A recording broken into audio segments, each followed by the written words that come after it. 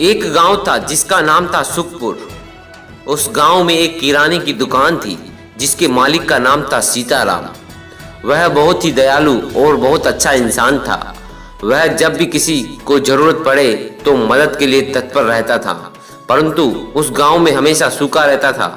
उस गांव में वर्ष में सिर्फ एक ही बार बारिश होती थी, इसलिए गांव में पानी की बहुत दिक्कत होती थी। गांव के लोग पानी के लिए दूर दूर जाकर मटके में पानी लाया करते थे। एक बार की बात है, गर्मी का मौसम था। सीताराम अपनी दुकान पर बैठा था। एक बूढ़ा इंसान इतनी गर्मी में उसकी दुकान पर आया और आकर सीताराम से पानी मांग लिया। सीताराम के पास एक मटका था जिसमें बहुत मुश्किल से सीताराम ने पानी भरा था। सीताराम ने सोचा, मैंने बहुत मुश्किल से यह पानी का मटका भरा है, अब अगर यह मटका खाली हो गया तो मुझे इतनी गर्मी में मटका भरने में बहुत दिक्कत होगी। मुझे दूर जाकर मटके में पानी लाना पड़ेगा। लेकिन सीताराम बहुत ही दयालु था। उसने उस बूढ़े इंसान को पानी दिया। बूढ़े इंसान ने पानी पिया।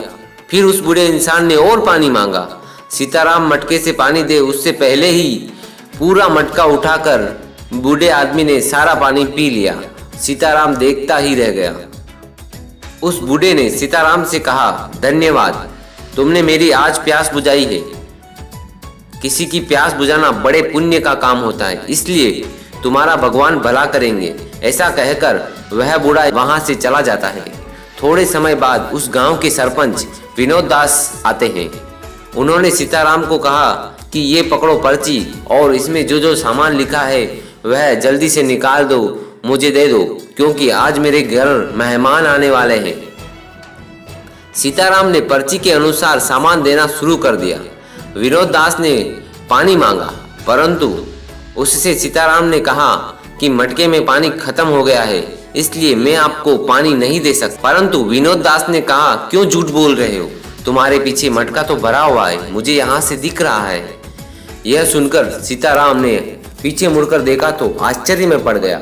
सीताराम ने सोचा, अभी कुछ देर पहले मैंने उस बुढ़े इंसान को पूरा पानी दिया और पानी खत्म हो गया था, तो अचानक उस मटके में पानी कहाँ से आ गया?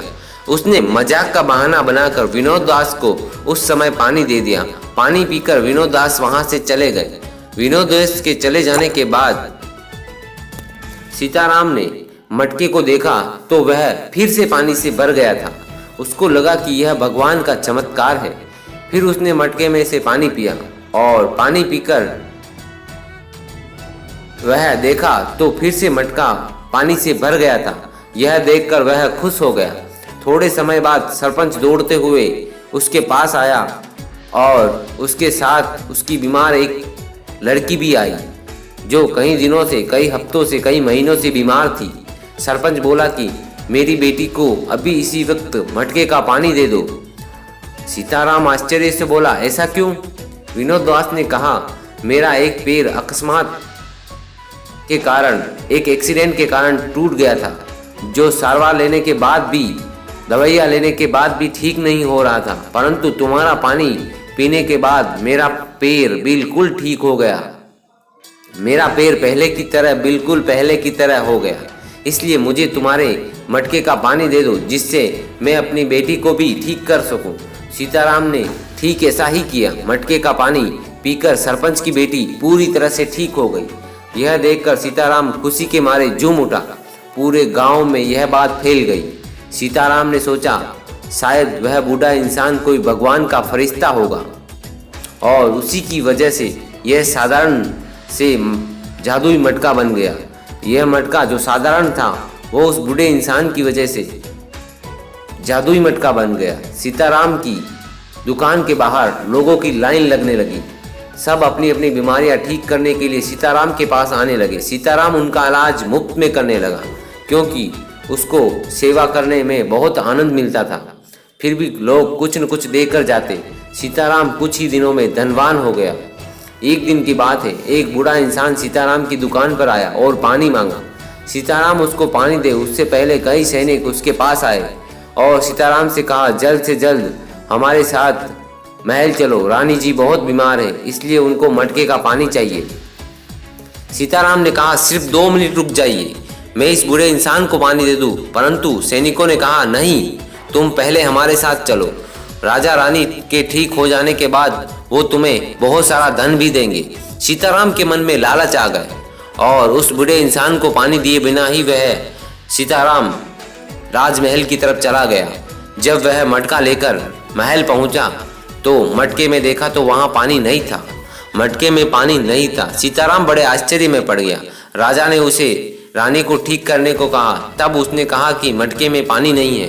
राजा को बहुत क्रोध आ गया और उसने सीताराम को धक्के मारकर राजमहल से बाहर निकाल दिया।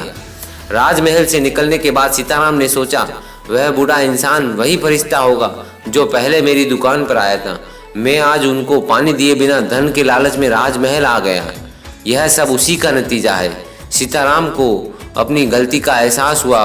उसे बड़ा पछतावा हुआ और उसने मटके की वजह से कमाया हुआ सारा धन मिलाकर एक पाइपलाइन बनाई जो गांव से दूर स्थित तालाब और गांव को जोड़ती थी। उस पाइप के जरिए पानी गांव में आने लगा। एक नल के माध्यम से आता, जिससे किसी को भी गांव से दूर तालाब पानी भरने जाना नहीं पड़ता था और ना कोई भी व्यक्ति प्यासा रह पाता था। तो इस तरह उसने अपना सारा पैसा उस अच्छे काम में लगा दिया। इस कहानी से हमें यही सीख मिलती है दोस्तों, हम कितने भी सफल हो जाएं, हमें अपना वह स्वभाव नहीं छोड़ना चाहिए जिससे हम इतने सफल हुए। आपको यह कहानी कैसी लगी हमें कमेंट में ज़रूर बताएं। धन्यवाद दोस्तों।